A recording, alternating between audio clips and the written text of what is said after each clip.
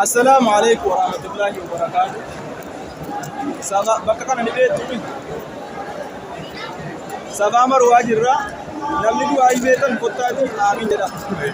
Rabbiin yaada muraada keessan isin haa guutu. Namootan abbaa fi haadha yoo hin qabnee fi kanneen abbaan isaanii qabrii jiran yookaan immoo haati isaanii qabrii jiran Rabbiin caffee jannataatiin isin haa gammachiisu, isaan haa gammachiisu, obboleeyyan kiyya isiniif haa gammachiisu aamin jedha. سبعة يذلهم يوم لا ذل رب جل سنة كيسا إتانا أقول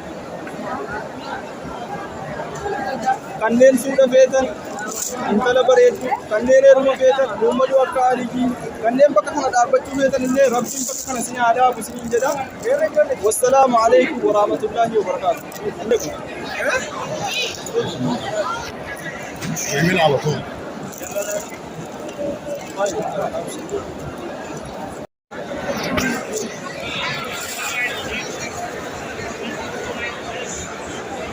Asas.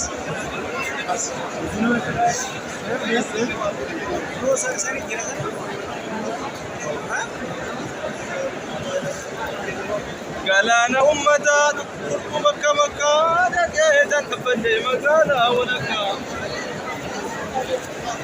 Sigarglee reegamu maal jedhan? Shaahii bakka. Kana galaanee baana maal hojjenne lafti nutti waan jennema.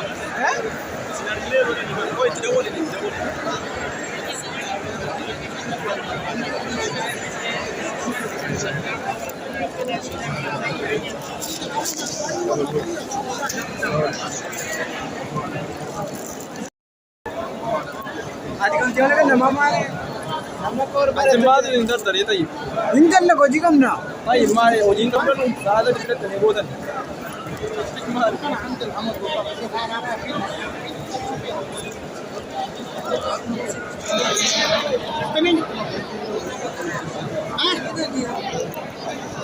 Sampai yang belum, ukuran tangan awak kata, hanya lekar pun dah buat diwain ukuran, jadi ukuran dia jera, ini timur Rabbi video bakal ada muslim jadi. Wassalamualaikum.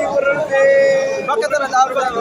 Warna mati sahaja wali, ada sahaja wali, apa sahaja wali, video tu sahaja wali, bakal ada apa? Ini siapa bergaul untuk? Angkat muslimah hum, rakko kita nak pun. Agak rumah jamaah ada nak biar mak kita jera tu, Rabbi sendiri haji di boleh yang kia akhirat. واسيادا هند ربي ولك بيادا مرادك يستكشف. باي باي.